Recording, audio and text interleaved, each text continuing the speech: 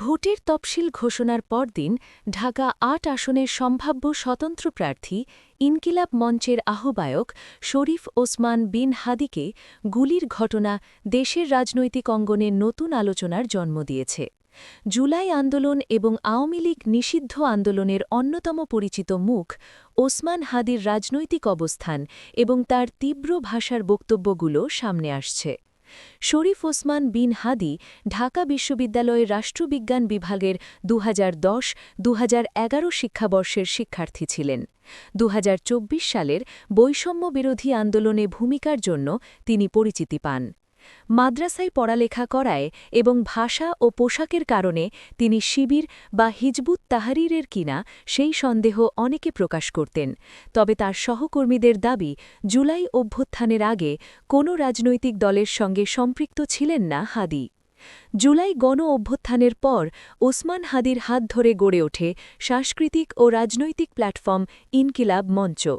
সব ধরনের আধিপত্যবাদের বিরুদ্ধে দাঁড়িয়ে স্বাধীনতা, সার্বভৌমত্ব রক্ষা ও ইনসাফ ভিত্তিক রাষ্ট্র বিনির্মাণ সংগঠনটির ঘোষিত লক্ষ্য। এবারের ডাকসু নির্বাচনে শিবির নেতৃত্বাধীন প্যানেল থেকে ভোট করে ইনকিলাব মঞ্চের ফাতিমা তাসনিম জুমা মুক্তিযুদ্ধ ও গণতান্ত্রিক আন্দোলন বিষয়ক সম্পাদক নির্বাচিত হন। শুক্রবার ১২ ডিসেম্বর নির্বাচনী প্রচারণাকালে তিনি গুলিবিদ্ধ হন। প্রত্যক্ষদর্শীরা তাকে গুলি করার ঘটনার বর্ণনা দিয়েছেন। তারা জানান মোটরসাইকেলে দুজন তাকে গুলি করে, এরপর তারা দ্রুত পালিয়ে যায়। পরে তাকে উদ্ধার করে ঢাকা মেডিকেল কলেজ হাসপাতালের জরুরি বিভাগে নিয়ে যাওয়া হয়। যারা ওসমান হাদির উপর গুলি চালিয়েছে তারা প্রায় ২ সপ্তাহ আগে তার প্রচারণার টিমে যোগ দিয়েছিল বলে জানিয়েছেন ইনকিলাব মঞ্চের সদস্য মোহাম্মদ ওসামা। ঢামেক হাসপাতালের পুলিশ ক্যাম্পের ইনচার্জ মোহাম্মদ ফারুক বলেন, দুপুর ২:৩০-এর পর তাকে হাসপাতালে আনা হয়। তার বাম কানের নিচে গুলির আঘাত রয়েছে। বর্তমানে তিনি চিকিৎসাধীন।